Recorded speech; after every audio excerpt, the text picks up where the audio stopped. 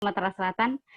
Selanjutnya acara yang kita tunggu-tunggu, kita akan menyaksikan webinar Rahasia Ciptakan Fiksi Juara. Dalam hal ini akan dimoderatori oleh Kak Jaka Peri Kusuma. Tapi sebelum itu, izinkan saya membacakan kurikulum vitae moderator kita. Ini Kak Jaka ini tidak kalah kece-nya ya dengan pembicara kita. Lahir di Pulau Harapan pada tahun 1988, saat ini diamanahi menjadi pengurus FLV Sumsel pada divisi karya. Beberapa karyanya pernah dimuat di media seperti Sabili, Sumatera Express, Linggau Post, dan Aneka Yes.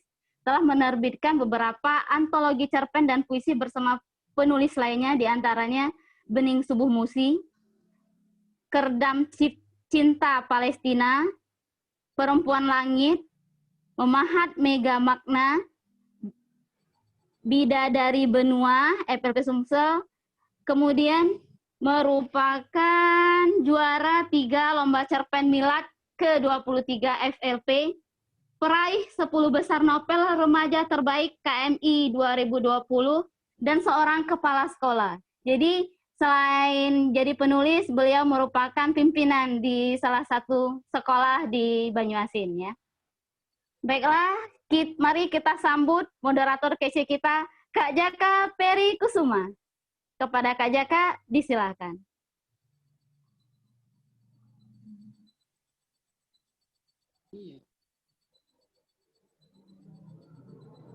Baik, teman-teman sekalian, hari ini saya akan menjadi moderator untuk pemateri kita pada hari ini. Dua pemateri kita hari ini. Kita langsung saja, sebelum kita mulai, saya harapkan kepada seluruh teman-teman untuk menghidupkan video ininya apa ya, video zoomnya. Tolong video zoomnya jangan dimatikan, kalau bisa ditampakkan mukanya. Kalau malu bisa pakai masker atau niqab ya, untuk menghargai dua pembicara kita pada pagi hari ini. Kami silahkan kepada teman-teman untuk membuka video zoom pada hari ini. Baik, langsung saja ya kita mulai. Langsung saja kita mulai. Untuk materi yang pertama. Baik, bismillahirrahmanirrahim. Assalamualaikum warahmatullahi wabarakatuh. Waalaikumsalam warahmatullahi wabarakatuh. Baik teman-teman, alhamdulillahirabbil alamin. Puji bagi Allah yang telah memberikan kita sehat, kesempatan sehingga kita dapat bisa berjumpa secara virtual via Zoom pada pagi hari ini dalam rangka webinar bersama Daeng SGG Mapangewah dan Azura Dayana. Nah, pada pagi hari ini saya selaku moderator akan sebelumnya membacakan biodata. Nah, biodata dari pembicara kita yaitu Daeng GG Mapangewah. Nama lengkap beliau adalah Sabir. Nama pena, sebenarnya tidak perlu saya bacakan, teman-teman sudah muncul ya di layar semua ya. Nama pena SGG Mapangewah. Tempat lahir Biloka 31 Desember 74, S1 Teknik Mesin dan Akta 4 Fisika. Hobi menulis dan membaca sama. Mantap. Pekerjaan guru dan penulis sama. Semoga rezekinya juga sama. Pekerjaan alamat di Perumahan Dosen Universitas Hasanuddin H9 Tamalan Rea Makassar. Email gemapangewa@gmail.com. Nomor HP bisa teman-teman catat 0811 444 7674. Beliau ini sangat banyak sekali memenangkan perlombaan sayembara lomba.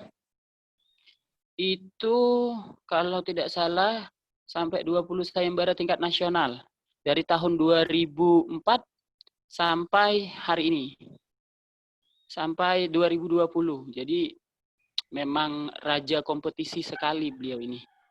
Sangat raja kompetisi. Saya juga sama sebenarnya dengan beliau, raja kompetisi. Bedanya kalau beliau selalu menang, saya selalu kalah. Itu bedanya. Jadi teman-teman, tanpa berpanjang lebar lagi nih karya beliau sangat banyak sekali, dan saya paling suka Sayat-Sayat Sunyi. Itu novel yang sampai detik ini masih bikin saya sakit hati. Baik, tanpa berpanjang lebar lagi karena sudah 8.10, beliau hanya bisa sampai jam 9, maka tanpa berpanjang lebar lagi kami persilakan kepada Daeng GG untuk menyampaikan materinya pada pagi hari ini. Kepadanya disilahkan. Bismillahirrahmanirrahim. Assalamualaikum warahmatullahi wabarakatuh. Waalaikumsalam warahmatullahi wabarakatuh. Alhamdulillah, alhamdulillah rabbil alamin. Puji syukur kita panjatkan pada pemilik segala atas segala nikmatnya yang tercurah pada kita sehingga kita dipertemukan di pertemuan virtual ini, dan saya mengucapkan terima kasih kepada teman-teman FLP Sumsel yang telah mempercayakan kepada saya untuk berbagi di momen ini. Salawat dan salam tak lupa kita kirimkan kepada baginda Rasulullah Sallallahu Alaihi Wasallam.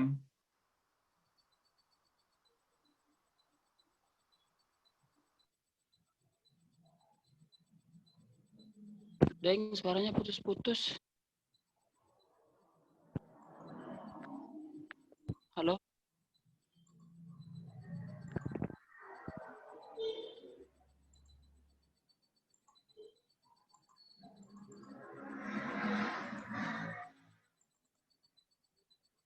Halo? Daeng, suaranya hilang. Daeng, suaranya hilang.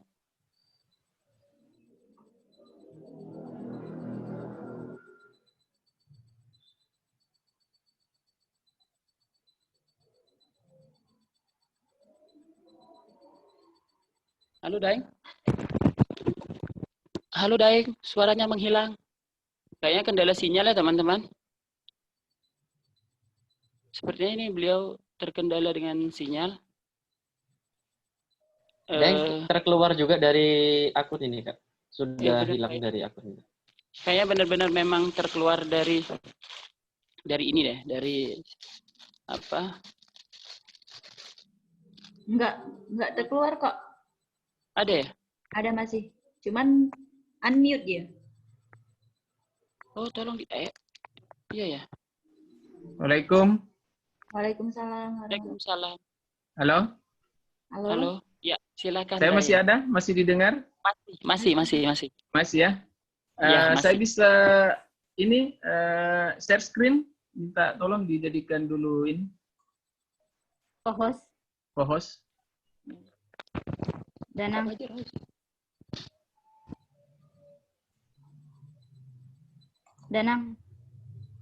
Bentar.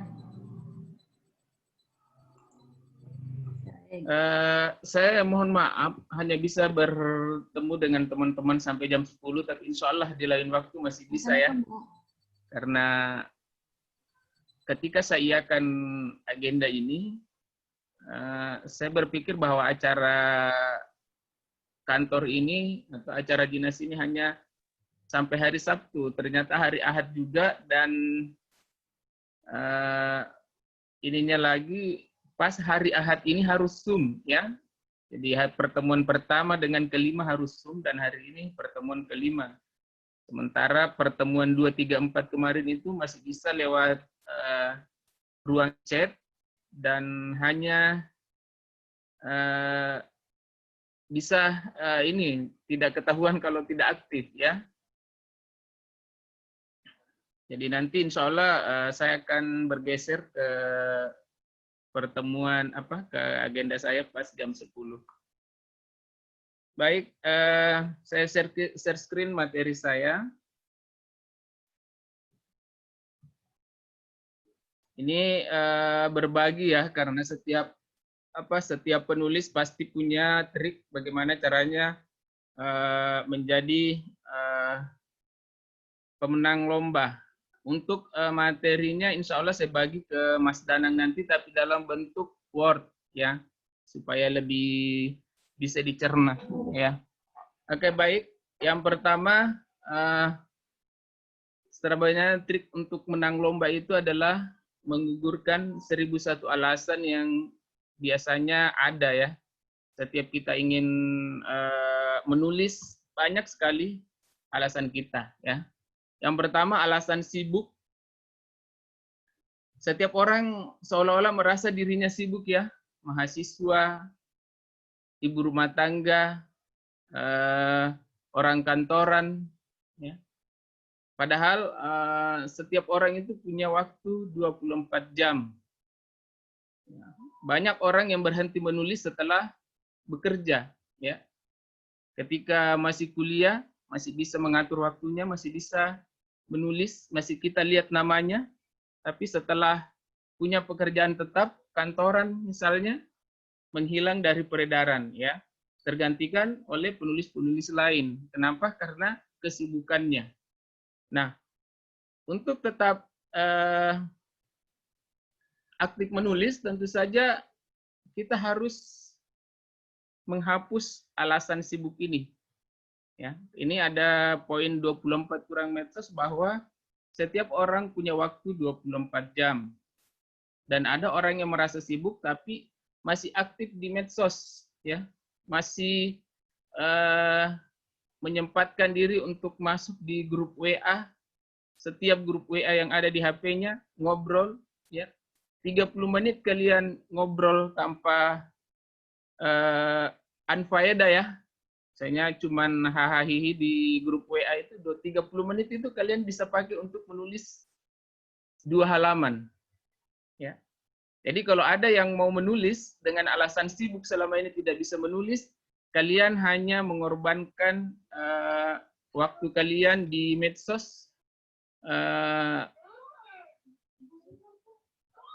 selama 30 menit itu kalian sudah bisa menghasilkan 2 halaman, 3 halaman.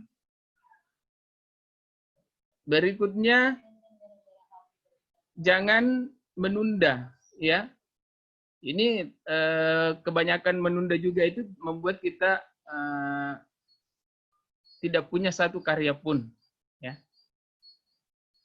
Saya pernah membaca buku Berpikir dan Berjiwa Besar. Ada kalimat yang saya masih ingat sampai sekarang itu adalah besok, lusa, sebentar, sinonim dengan kegagalan. Dan ini banyak terjadi ketika kita akan ikut lomba. Kadang, deadline-nya masih lebih 2 bulan. Misalnya kayak lomba Indiva ya. Deadline Indiva itu 3 bulan, 4 bulan bahkan. Ya. Jauh-jauh hari sebelum sudah ini. Dan deadline yang panjang ini yang kadang membuat kita lengah. Karena terlalu banyak menunda. Ya. Ketika kita ingin ikut lomba, justru hal yang sangat efektif ikut lomba itu karena ada deadline-nya. Ya, sama dengan saya, kenapa saya ikut lomba? Karena ada deadline-nya. Ya. Kalau misalnya mau nulis di Kompas, Republika, Jawa Pos, dan lain-lain, tantangannya berat buat saya karena tidak ada deadline-nya. Nah, jadi keuntungan kita ikut lomba itu karena kita dibatasi waktu. Jadi kita punya motivasi untuk menyelesaikannya dan tidak menunda-nunda. Ya. Jadi kalau teman-teman ingin ikut lomba, usahakan begitu keluar pengumuman lomba segera atur strategi. Strategi apa itu? Yang poin berikutnya itu yang mulai. Ya. Mulailah berapa hari, berapa halaman per hari. Ya. Ketika saya ikut lomba novel Republika itu, 2 bulan sebelum deadline, saya targetkan 300 halaman, berarti saya harus menulis 5 halaman per hari. 5 halaman per hari itu ternyata deadline-nya sehari sebelum deadline selesai, kalau bukan sehari, 2 hari ya, itu belum saya print, itu di halaman 234 A4. Berarti saya tidak bisa berapa 5 halaman per hari, tapi kadang 5 halaman per hari itu kadang lebih. Kalau misalnya hari ini saya tidak bisa 5 halaman per hari, misalnya hanya 2 halaman, 3 halaman, besoknya saya usahakan lebih. Ya, jadi ini pada saat, jadi jangan terlalu kaget membayangkan misalnya Azuradayanya melihat novel-novelnya tebal, wah, bagaimana Azuradayanya bisa mengatur waktu, atau novel saya mungkin wah tebal sekali, 250 halaman, apa 300 halaman, ya itu bukan pekerjaan satu malam ya, bukan pekerjaan jin yang harus selesai sebelum ayam jantan berkokok. Itu dicicil. Jadi teman-teman jangan takut menulis novel karena terlalu tebal. Karena kan bukan untuk diselesaikan satu malam, ya. Prinsip saya menulis novel itu tidak harus begadang, ya. Tidak harus begadang. Saya lebih banyak begadang mengerjakan tugas-tugas kayak training yang saya ikuti ini daripada menulis novelnya, ya. Menulis novel saya tidak pernah sampai jam 1, apalagi jam 2 tidak pernah. Lewat jam 12 itu tidak pernah. Jam 8 sampai jam setengah 12, apa jam, bahkan biasa sampai jam 10, jam 11, ya. Karena itu tadi prinsip saya, yang penting berapa halaman per hari yang bisa kita tulis, ya. Ketika pas pandemi kemarin, pas pandemi yang PSBB pertama yang dikeluarkan itu 2 pekan, dan saya berpikirnya 2 pekan itu benar-benar hanya 2 pekan, setelah itu akan masuk kembali mengajar. 2 pekan ini saya gunakan langsung untuk menulis, ya. Saya nulis 5 halaman per hari. Ternyata saya bisa menyelesaikan novel saya yang di Quick itu dalam 1 bulan, 150 halaman. Dalam 1 bulan, ya, kurang lebih. Kalaupun lebih itu tidak lebih dari 1 pekan, dari 1 bulan. Kenapa? Karena tadi itu target 5 halaman, atau kalau teman-teman belum bisa 5 halaman, 1 halaman bisa. Bayangkan kalau penulis FLP Sumsel mulai hari ini menulis 1 halaman, 1 tahun ke depan punya novel 365 halaman, bersamaan launching novel 365 halaman. Ya. Jadi konsistensinya pada saat kita menulis, ya. Ini novel ya, belum lagi kalau cerpen. Kalau cerpen kira-kira hanya berapa ini ya. Nah, sekarang masalahnya adalah bagaimana kemampuan menulis kita. Ini hanya yang alasan-alasan klasik dulu, sibuk, ya. Kemudian tidak punya waktu untuk menulis yang lebih tebal, tidak bisa begadang, ya. Padahal sebenarnya itu hanya bayangan kalian, ya. Menulis novel itu tidak perlu sampai begadang, sampai tidak tidur, ya. Karena memang tidak bisa selesai dalam 1 malam. Menulis novel tidak bisa selesai 1 malam. Yang dibutuhkan adalah konsistensi kita, berapa yang kita bisa tulis dalam satu hari, ya. Berikutnya,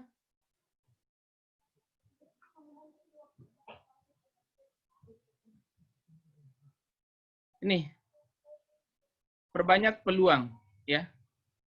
Kenapa saya banyak menang lomba? Karena memang saya banyak yang saya ikuti, ya. Ada orang mungkin sekali setahun menang 1 kali, ya, karena ikutnya 1 kali, ya. Saya sering sekali setiap buka HP, ketik Google lomba menulis novel, lomba menulis cerpen, ya. Jadi memang sekarang kita itu sangat dimudahkan. Ini ada lomba zaman now dengan zaman old. Lomba zaman now itu sangat dimudahkan, kirim lewat email. Paling yang diminta fotokopi KTP atau identitas, ya. Beda dengan zaman dulu kita ikut lomba menulis, bahkan kalau misalnya disponsori oleh Close Up, harus beli Close Up disertakan kemasannya, ya. Sekarang kan tinggal diketik, filenya dikirim lewat email, ya. Dulu harus dicetak, bahkan nulis cerpen dulu itu sangat berat, ya.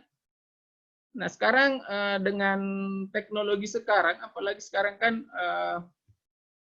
kalau saya mungkin rezeki saya di kementerian, ya, terutama di Badan Bahasa, sejak 2012 sampai 2020 ini, 2015 ya, maaf, 2015 sampai 2020 ini saya setiap tahunnya dapat, ya.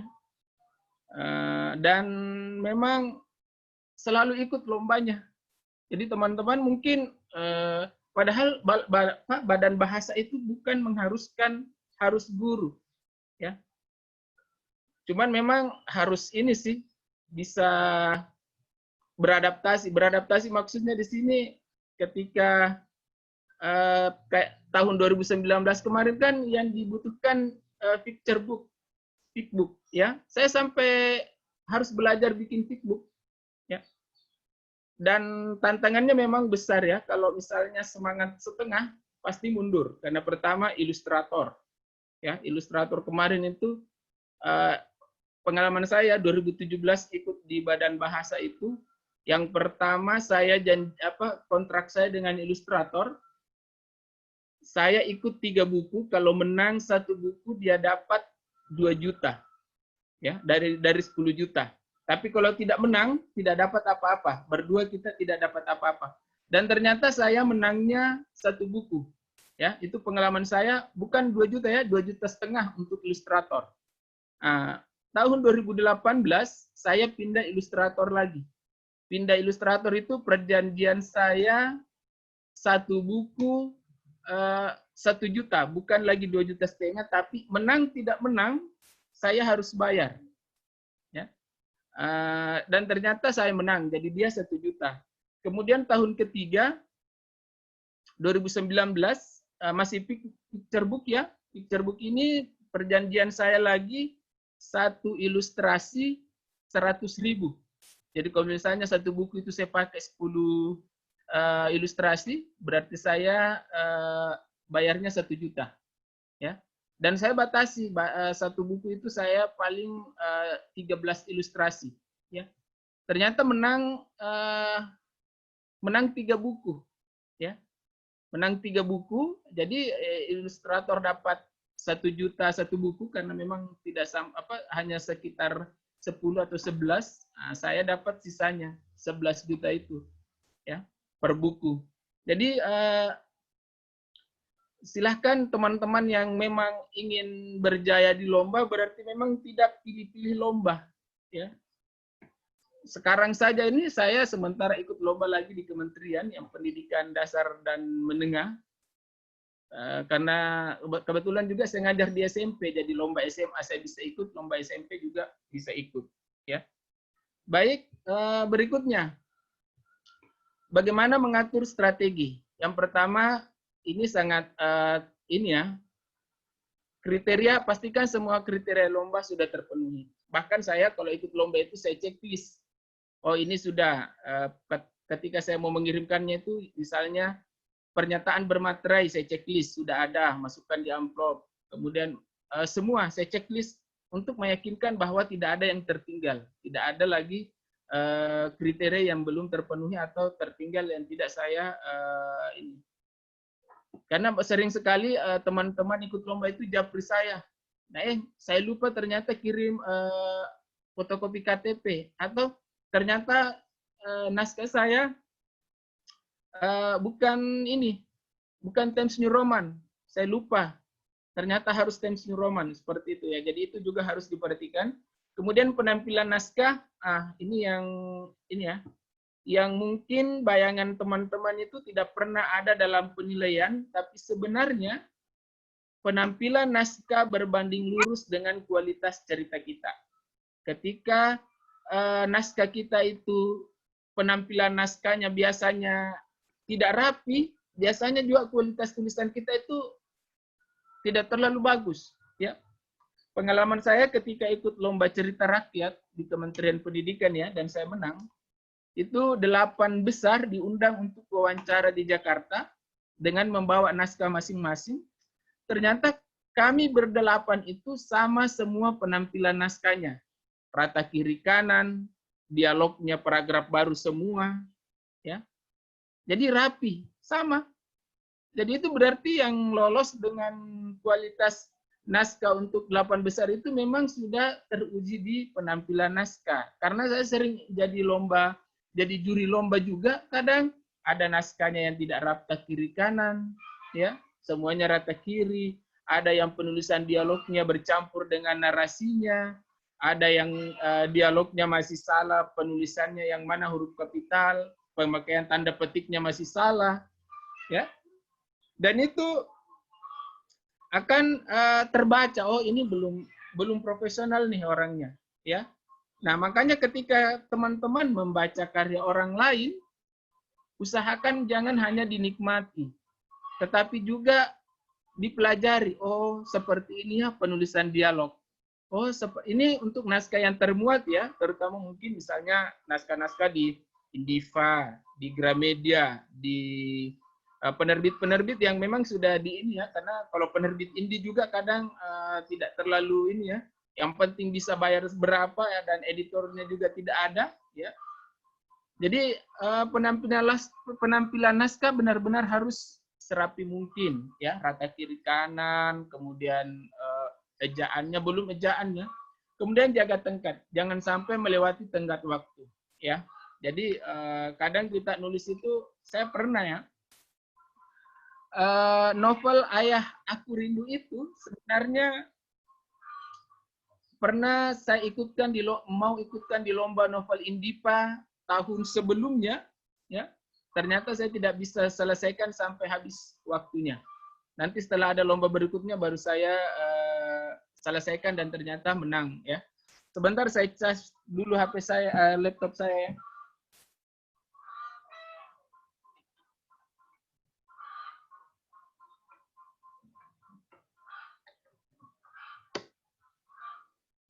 Baik, berikutnya. Nah ini, jaminan mutu. Naskah yang kita kirim itu benar-benar harus jaminan mutu. Kalau teman-teman perlu tahu bahwa ketika kita ikut lomba menulis, jika 1.000 peserta lomba, biasanya lawan kita itu tidak sampai 100. Dengan catatan, naskah kita itu sudah rapi penampilan naskahnya, berarti ada sudah ratusan orang yang sudah kalian ini singkirkan ya, karena banyak orang yang ikut menulis itu asal ikut ya, iseng-iseng berhadiah, siapa tahu menang, ikutkan saja ya, mulai dari temanya yang tidak sesuai ya, bahkan terutama tadi penampilan naskah ya, ada yang baru dilihat penampilan naskahnya, waduh hancur begini, dibaca paragraf pertama singkirkan sampai benar-benar, karena ketika ikut lomba menulis itu beberapa kali penyaringan ya. Biasanya juri itu ambil praktisnya, apalagi kalau bentuk kertas ya, ambil praktisnya, langsung singkirkan dulu yang baru dilihat dan paragraf pertamanya kurang bagus, singkirkan. Kemudian misalnya tersisa 50 ini lagi dibaca sampai halaman berapa, tersingkir lagi beberapa, dan benar-benar tersisa hanya yang, dan biasanya yang tersisa itu yang penampilan naskahnya memang bagus biasanya ya. Kemudian ini patuh ejaan ya, apalagi kalau misalnya penerbitnya memang ini ya, dan memang ini ejaan penulis yang belum profesional biasanya dan belum kualitas ceritanya masih kurang bagus, biasanya ejaannya memang masih hancur ya. Makanya tadi saya bilang usahakan ketika kita membaca karya orang lain, ketika kalian membaca cerpen di Kompas, Jawa Pos, Republika, membaca novel di Indiva, membaca novel di cetakan-cetakan Gramedia, usahakan kalian bukan hanya menikmati, tetapi juga, oh ternyata penulisan dialog seperti ini ya. Oh ternyata yang benar itu risiko, bukan resiko. Ternyata penulisan tanda baca di dialog seperti ini ya. Jadi bukan hanya dinikmati. Begitu cara saya belajar ya. Saya membaca Tereli itu sampai novel 6 ya, yang bukan serial-serial ya. Saya tidak pernah baca yang serial. Itu untuk mempelajari cara bertutur Tereli. Begitu juga Andre Hirata. Beberapa bukunya saya baca itu bahkan berulang-ulang. Kalau karya Andre Hirata itu berulang-ulang saya baca. Yang satu buku itu. Kenapa? Karena saya ingin saya ingin mempelajari bagaimana cara Andre Hirata bertutur. Jadi bukan naikkan level membaca kita itu bukan hanya eh, menikmati karya orang lain, tapi menjadikannya pelajaran. Ya. Kemudian berikutnya, pada saat kita menulis, ya, terutama untuk lomba, jangan ada tekanan ketika kita akan menulis. Ya, aduh, lombanya ini hadiahnya misalnya 10 juta, berat ini, berat pasti harus yang terbaik. Akhirnya tidak ada yang bisa kita tidak ada yang bisa kita tulis, ya.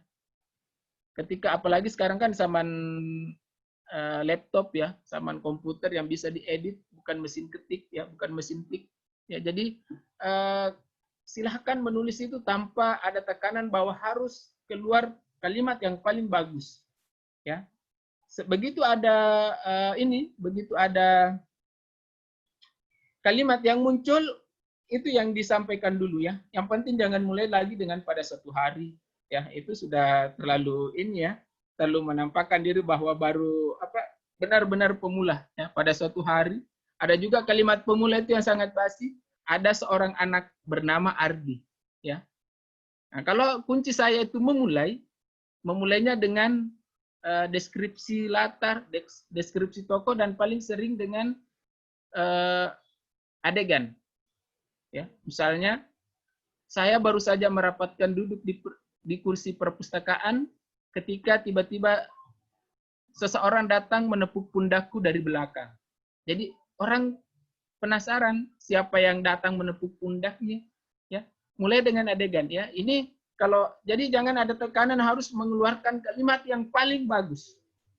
Karena untuk urusan naskah, diksi itu adalah penting, tapi banyak hal-hal penting lainnya, ya. Misalnya dari temanya, ya. Kalau saya pernah jadi tentor novel, ada novel yang bagus sekali itu ternyata hanya 2 halaman bertahan karena memang dia mengutamakan diksi dan dia hanya bertahan di 2 halaman. Setelahnya itu kalimatnya biasa-biasa saja, ya. Kayak berikutnya pindah ke ada kekhasan. Ada kekhasan ini maksudnya karya kita itu untuk masuk ke 10 besar setelah tadi naskahnya rapi, setelah tadi ejaannya bagus, itu dikumpulkan, dan yang biasanya yang menang itu yang ada kekhasan, ya. Kalau misalnya saya kemarin di BPIP itu menang juara harapan, ya. Sebenarnya ketika mendapat ide yang akan saya tulis itu, sebenarnya saya sudah berpikir, kayaknya saya akan dapat posisi nih, saya akan dapat saya akan menang nih, entah di juara berapa, itu sudah ada. Karena memang saya menemukan sesuatu yang khas, yang masih tentang Bugis, ya. Jadi prinsip saya itu tulislah apa yang paling kamu kuasai. Saya tidak berani menulis tentang Palembang misalnya, meskipun saya bisa searching di Google bagaimana Palembang, bahkan di Google Map-nya saya bisa lihat, oh, kantor BNI di sini, kemudian lampu merah di sini, kemudian saya tokohnya saya buatkan adegan ke BNI, kemudian singgah dulu di lampu merah misalnya. Saya belum ini, ya. Saya menulis apa yang paling saya kuasai, dan itulah yang paling saya kuasai tentang Bugis. Hampir semua naskah saya itu tentang Bugis, ya. Jadi ada kekhasan, meskipun sebenarnya boleh, silakan kalau misalnya mau teman-teman mau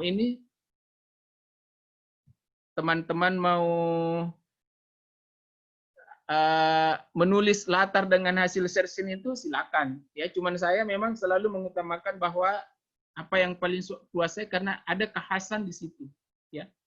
Ada kekhasan di sini, misalnya menulis tentang Palembang itu bukan hanya tentang latar tempatnya, tapi budayanya, dengan kebiasaan orang di sana, ya. Sama dengan ketika saya menulis tentang Bugis, saya malah jarang mengeksplor latar tempatnya, tapi budayanya, ya. Jadi kekhasan yang dimaksud di sini ketika naskah kita sudah terkumpul ke atas, maksudnya sudah mengerucut. Kalau ada dulu waktu ikut lomba cerita rakyat itu pesertanya 3.000. Kan 3.000 tersisa 8, ya. Tersisa 8 yang diwawancarai, dan itu tadi ternyata 8 naskah itu semua naskahnya itu rapi semua, ya. Ketika saya dengan Mbak Yana kemarin jadi juri antologi milad itu, Boleh ditanya Mbak Yana. Semua yang menang itu, yang lolos itu, penampilan naskahnya memang bagus. Nah, setelah penampilan naskah masuk ke ada kekhasan, ada yang khas dari situ. Makanya ketika kita ikut lomba menulis, sebenarnya yang bertahan itu, yang bertahan misalnya sampai 10 besar, sampai 20 besar adalah orang-orang yang sudah terbiasa menulis. Ya, gaya berceritanya sudah bagus, teknik berceritanya sudah bagus. Nah, disitulah dipilih yang mana yang ada yang khas, yang membuat juri tidak pernah kepikiran ada ide seperti itu. Yang membuat juri bertanya, oh ternyata ada ya seperti itu di Kampung Bugis. Oh ada ya yang seperti itu di Palembang. Saya baru tahu. Nah, ada kekhasan. Ya. Kemudian berani mencoba genre apapun. Ini tadi sudah saya jelaskan sebenarnya ya. Ketika ikut lomba menulis, selama ini ikut lomba nulis cerpen, kemudian ikut lomba menulis novel, kemudian ada lomba pickbook ya, picture book, saya ikut lagi dan berawal dari belajar ya, berawal dari belajar. Meskipun sebenarnya kalau teman-teman lihat banyak saya ikut lomba itu banyak juga sebenarnya yang kalah. Orang yang lihat di Facebook itu yang menang. Meskipun saya posting mungkin yang kalah, mungkin orang tidak terlalu ini ya, tapi saya pernah ikut lomba di PAUD ya, sudah biayai ilustrator, ternyata saya tidak menang. Sebenarnya saya sekarang mencari mau ikut lomba komik, cuma belum dapat ilustrator. Ada 2 ilustrator yang saya hubungi, ternyata tidak pernah bikin komik ya. Sebenarnya saya ingin sekali, meskipun harus mungkin mengeluarkan biaya, tapi yang komik yang ini ya, Jalur Rempah, mungkin pernah ada yang sudah lihat pengumumannya ya. Cuma saya belum bertemu dengan ini. Saya mau coba ikut lomba ini cuma. Kemudian berikutnya adalah mengendapkan naskah kita sebelum dikirim kalau ada waktu. Karena kadang juga kita selesaikan sampai benar-benar jelang deadline ya. Jadi teman-teman, saya kira itu yang bisa saya bagikan ya. Bagaimana triknya saya ikut lomba dan menang lomba. Sebenarnya yang pertama tadi itu yang paling ini adalah di 1001 alasan ya. Kita terkadang tidak ikut lomba novel karena berpikir saya tidak bisa menulis 50 halaman, padahal ya kalian menulis 1 halaman per hari, kalian bisa menyelesaikan 1 novel 1 tahun ya. Kalian sudah berapa tahun misalnya di FLP Sumsel belum pernah launching buku dengan alasan tidak punya waktu untuk menulis. Sebenarnya hanya dengan ini 24 jam ini, 30 menit untuk medsos, untuk kalian pasti pernah baca baca statusnya orang di Facebook, sudah di scroll ke atas, tidak ada lagi yang bisa di scroll ke atas, kembali lagi ke atas, scroll lagi ke atas ya. Itu berarti kalian bukan orang yang sibuk. 30 menit waktu untuk medsos itu yang kalian alihkan ke waktu menulis kalian, 30 menit itu bisa menghasilkan 2-3 halaman ya. Saya kira itu teman-teman ya, karena kita ada sesi tanya jawab dan saya tinggal 16 menit ya, saya mohon maaf sekali. Saya ingin berlama-lama dengan teman-teman, bahkan ingin menyimak materi Azura Dayana, cuman jam 10 saya harus berpindah dan itu saya harus tidak bisa matikan kamera, harus benar-benar terlihat oleh pemateri dari pusat. Baik teman-teman, saya kembalikan ke moderator untuk sesi tanya jawabnya mungkin 10 menit atau 12 menit lah ya, supaya saya ada waktu untuk berpindah. Silakan idola saya, Jaka Ferry Kusuma. Saya yang mengidolakan Anda dari zaman aneka ya sampai hari ini. Baik teman-teman, jadi itu tadi materi yang sudah disampaikan ya GG. Memang luar biasa sekali beliau ini. Mantap lah gitu. Soalnya ya ikut lomba ya pokoknya mantep deh. Kurang jelas suara tak? Iya ya. Mas Jaka. Ya, pakai mic. Ya. Oke, baik. Ya. Jelas? Nah, oke. Jelas. Baik. Teman-teman, itu tadi materi yang sudah disampaikan oleh DNGG, penulis idola saya dari zaman Aneka Yes. Saya mengidolakan beliau dari tahun 2005 ketika mengenal Aneka Yes. saya pertama kali itu baca cerpen beliau yang Kupu-Kupu Bantimurung, kalau tidak salah judulnya, saya lupa. Itu. Nah baik teman-teman, karena beliau cuma kalau di kita cuma sampai jam 9, kalau di Makassar mungkin jam 10. Bukan mungkin, memang iya. Saya buka pertanyaan. Yang ingin bertanya, saya persilahkan. Ada yang ingin bertanya? Ini kesempatan langka sekali. Silakan Hidup Nayana Eka Misari. Ntar di chat. Ya, di chat ya. Ini ada pertanyaan dari Yana Eka Misari. Saya pernah ikut syarat ikut lomba tapi puisi. Hasil karya kita walau tidak menang tetap milik pemilik lomba. Gimana itu ya, Kak? Karena kan sayang, Kak, bisa direvisi ulang karya kita. Sebenarnya kalau misalnya tetap milik panitia lomba, yang penting mereka bukukan, ya. Yang salah itu kalau mereka menganggap tetap miliknya, tapi mereka juga tidak cetak, ya.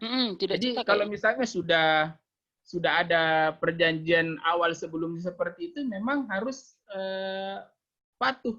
Cuman apakah dia cetak atau tidak, selama dia tidak cetak, itu masih menjadi milik kita, karena yang mempersyaratkan milik atau bukan itu adalah hak cipta. Ketika belum tercetak, berarti mungkin kalau saya pribadi, saya tidak akan takut untuk cetak ulang kalau misalnya sudah 3 tahun belum ada realisasi dan tidak ada kabar, atau yang lain sudah tercetak puisinya di situ, kemudian saya tidak masuk dan tidak ada lagi tanda-tanda bahwa akan ada buku berikutnya, buku keduanya, berarti itu kembali ke panitia, kembali ke pemiliknya, kembali ke penulisnya, ya. Cuman kalau saya ikut lomba, memang syarat-syarat seperti ini memang saya perhatikan sekali, jangan sampai merugikan, ya. Saya hebat, yang masuk ternyata orang-orang hebat ya. Saya lihat nama-namanya ini, saya tidak usah sebut, banyak sekali teman Facebook saya yang bukan orang Sumatera Selatan, ya. Baik. Ya benar. Silakan, masih ada mungkin? Ada. Ini ini juara 1 cerpen literasi hijau kemarin. Mbak Lita Lestiani. Mbak Lita. Tadi saya lihat Mbak Lita masuk juga. Iya, ada Mbak Lita. Terus tadi ada juga Mbak Baby Haryanti Dewi. Itu saya baca tulisan beliau. Dari Mbak Lita. Pak GG, kalau ada lomba setelah lihat tema, apa yang Bapak lakukan? Kalau biasanya setelah lihat tema, kayak kemarin, sebenarnya kemarin di BPIP, saya juara harapan itu, sebenarnya saya salah tema ya, tapi kok menang harapan. Saya membacanya gotong royong. Sebenarnya ada juga gotong royongnya, tapi ternyata panjang itu tema yang saya baca ya. Di mata saya itu gotong royong. Jadi tema cerpen saya itu tentang gotong royong. Ternyata tema itu sebenarnya, untungnya saya mengangkat tema gotong royong ya. Jadi yang saya lakukan memang setelah dapat tema adalah mencari mencari ide atau membuka tabungan ide saya, tapi tabungan ide sebenarnya itu bisa dialihkan ke tema yang ada, ya. Jadi memang tema ini sangat apalagi kalau sudah ditentukan tema, kita kadang kayak yang komik Jalur Rempah, saya sampai Instagram yang Jalur Rempah itu saya ikuti dan saya baca terus. Oh ternyata ini ya. Bahkan untuk rempah itu saya belajar di situ. Oh yang dimaksud rempah itu bukan hanya cengkeh, bukan hanya ini, itu saya baca di situ. Jadi supaya bisa juga mengupdate ilmu tentang tema itu, saya memang banyak membaca referensi, dan referensi saya biasanya lewat ini ya, lewat Google, lewat media sosial. Dan biasanya kalau tema-tema yang kearifan lokal itu yang paling saya suka ya, karena memang semua karya saya yang menang semua tentang Bugis, termasuk yang di BPIP kemarin itu tentang Bugis ya. Jadi teman-teman juga sebenarnya bisa mengeksplor apa yang ada di sekitarnya, cuma memang apa yang saya tulis itu tentang Bugis memang kadang sudah tidak ada di Google atau tidak pernah ada yang orang yang menuliskannya. Mungkin karena umur saya yang sudah 40-an, jadi banyak yang saya tahu ketika saya ada di kampung saya di Bugis itu sampai SMA ya. Kuliah juga masih sering pulang sampai sekarang. Jadi banyak hal-hal yang saya tahu tentang Bugis itu ternyata tidak ada di Google meskipun kalian cari. Ya. Jadi itu sama dengan cerita rakyat yang Kementerian Pendidikan itu hadiahnya 30 juta dan saya juara 1. Itu cerita rakyat yang saya tulis itu tidak ada yang utuh. Yang ada orang menceritakan di blognya bahwa ada cerita yang seperti ini, tidak ada yang utuh. Sayalah yang membuatnya utuh dan kemudian ada cerita rakyat yang seperti itu.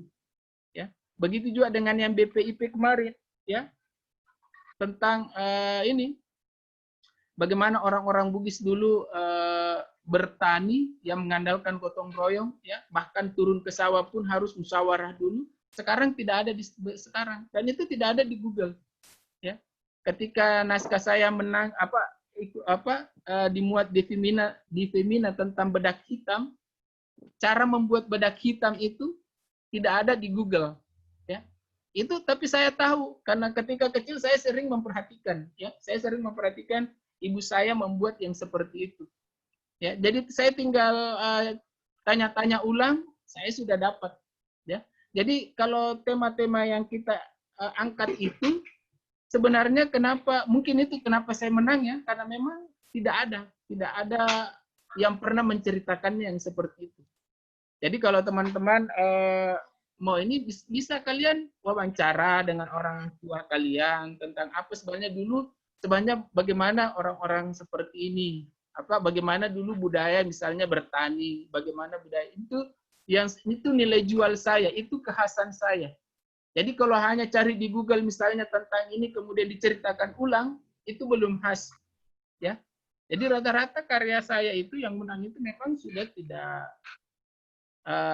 jarang ada di Google. Jadi memang dari pengalaman saya, pengalaman masa kecil, kemudian lihat seperti ini, ya.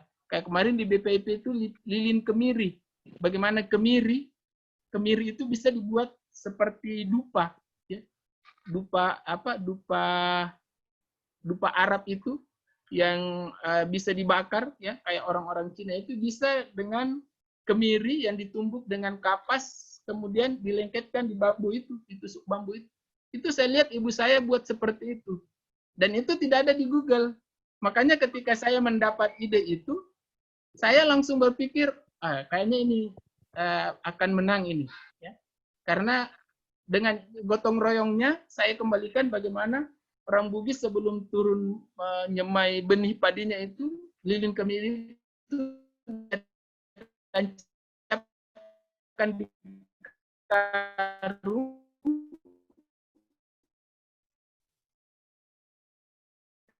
kemudian dinyalakan sampai menunggu pagi.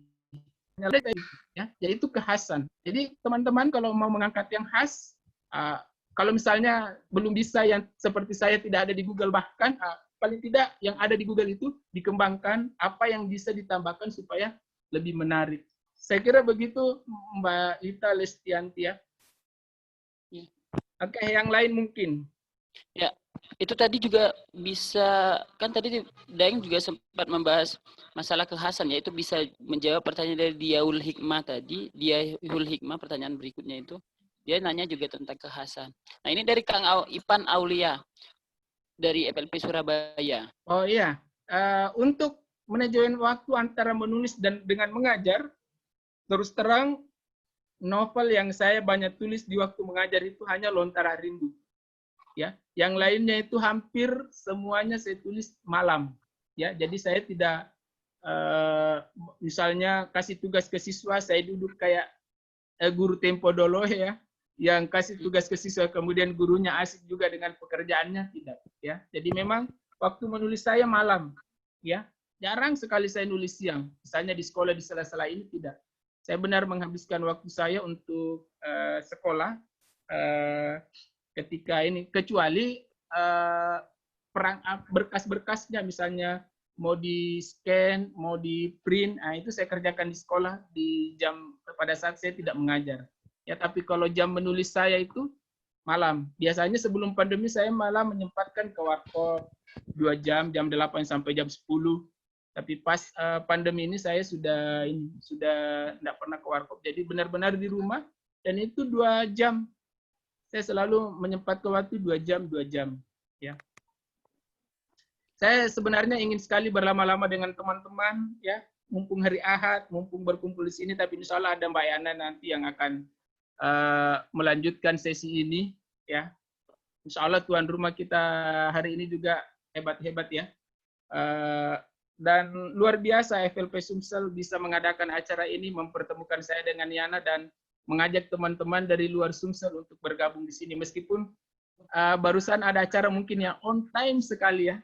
Sampai banyak yang terlambat, ya, padahal biasanya molor, tapi karena ini mungkin saya benar-benar tidak bisa sampai jam 10 tepat teman-teman, karena penilaian saya juga ini kegiatan saya ini sampai 30 November, ya, dari jam 8 sampai jam 10 sampai jam 12, masuk pekan kedua besok itu sudah masuk 4 jam, jam 8 sampai jam 12, ya, dan harus aktif. Karena ada tim dari pusat di grup yang memantau untuk perkembangan peserta. Saya mohon izin teman-teman, ada pasti yang belum saya jawab pertanyaannya. Ini benar-benar keterbatasan saya. Mungkin teman-teman yang lain FNP Jawa Timur kalau mau bikin acara seperti ini bisa, ya. Atau FLP Sumatera Selatan masih ada sesi kedua nanti dengan tema yang berbeda. Silakan, saya sangat welcome, ya. Baik teman-teman, saya cukupkan ya 5 menit waktu saya untuk beralih. Sekali lagi untuk menulis itu sebenarnya yang dibutuhkan yang paling utama adalah komitmen kita untuk menulis, ya. Kalau masalah keahlian kita menulis itu akan muncul sendiri, itu akan datang sendiri ketika kita sudah terbiasa menulis, ya. Jadi tidak ada penulis yang sekali menulis tiba-tiba jago. Dibutuhkan jam terbang untuk itu. Semua, apapun itu untuk menjadi ahli, yang paling dibutuhkan adalah jam terbang. Kenapa ada orang yang hanya melihat tukang kayu yang membuat lemari, kemudian ikut melihat-lihat, kemudian ikut potong-potong balok, kemudian berikutnya, sampai kemudian ternyata dia juga sudah bisa membuat lemari. Sama dengan ini, ya, sama dengan menulis. Yang dibutuhkan yang paling tinggi adalah bagaimana jam terbang kita untuk sampai menjadi ahli. Jadi itu ya teman-teman yang bisa saya bagi. Saya pernah kenal dengan seorang penulis yang dari Medan, yang Sanditan. Kalau kalian pembaca majalah Aneka, Anita Cemerlang, Sanditan, ya. Sanditan pernah menyampaikan ke saya, ya, bahwa kalau kamu, dan ini menjadi prinsip saya juga, bahwa kalau kamu ingin menjadi penulis, rawat baik-baik mimpi itu, beri makan yang cukup, insya Allah mimpi itu ya akan merawatmu dan memberimu makan. Itu saya sudah buktikan, ya. Ketika saya kuliah teman-teman, saya terkadang harus makan nasi ikan di warung kampus. Saya sisihkan uang saya untuk beli kertas, beli perlengkapan lomba, atau beli kebutuhan saya untuk kirim ke majalah Aneka atau majalah Anita Cemerlang, itu saya simpan, hanya makan mie instan supaya mimpi saya bisa makan. Beli kertas, beli ini, dan itu sudah terbukti. Saya bisa hidup, saya bisa makan, dan sekarang saya sudah dirawat oleh mimpi saya, yaitu mimpi menjadi penulis, ya. Kalau kalian tidak berhenti, saya yakin teman-teman di sini ada yang belum pernah termuat tulisannya, padahal sudah jungkir balik. Kalau kalian tidak berhenti, ibaratnya takkan lari gunung dikejar, kalian pasti akan dapat selama tidak berhenti, ya. Naskah pertama saya yang termuat di Aneka itu setelah 9 tahun. Ya. Seandainya saya putus asa di tahun ke-8, maka saya tidak akan pernah jadi SGG Mapengewa. Saya tetap sabir, ya. Jadi teman-teman, saya bahkan pernah baca Joni Aryadinata itu, naskahnya yang pertama terbit di Kompas itu Lampor, cerpen terbit Kompas tahun sekian, 2000 berapa ya, 2010-an itu adalah cerpen ke-99. Kata Joni Aryadinata, kalau saya putus asa di cerpen ke-98, maka saya tidak akan pernah jadi penulis. Sama dengan saya. Kalau saya putus asa di tahun ke-90, di tahun ke-8, saya juga tidak akan jadi penulis karena ternyata takdir saya jadi penulis itu tahun ke-9. Ya, tahun ke-9 cerpen saya termuat, itu pun satu termuat, tahun depan lagi baru termuat satu di Keren Beken. 1 tahun berikutnya saya nulis lagi 2002, puncaknya saya nulis 8 cerpen, saya kumpul 8 cerpen itu, kemudian saya kirim satu amplop, saya kirimkan CD burningnya tahun 2002 ya, belum samaan ini.